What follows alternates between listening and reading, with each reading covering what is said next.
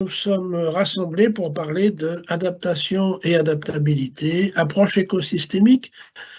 C'est en fait un très vaste sujet, il y faudrait beaucoup plus que l'après-midi, mais enfin, on va tâcher quand même de borner les principales idées autour autour de cela. La première chose que j'ai envie de souligner, c'est qu'il n'y a pas de vie sans adaptation. L'adaptation est une propriété fondamentale du vivant.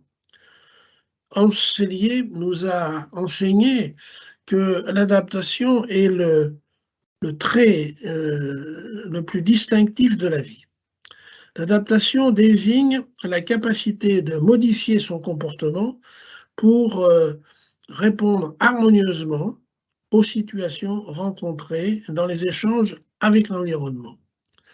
Donc, d'un côté, il est question de la vie, d'un autre côté, il est question de l'environnement. Et ces deux aspects vont sous-tendre constamment mes réflexions.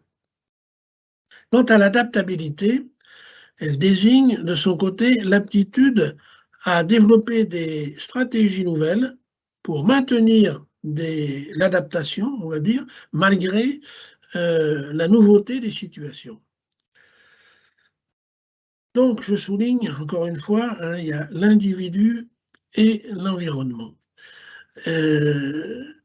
Et à partir de là, on a décrit, hein, pour bien comprendre ce qui se passait dans l'adaptation, on a décrit deux mécanismes, deux grands procédés, on va dire, pour s'adapter.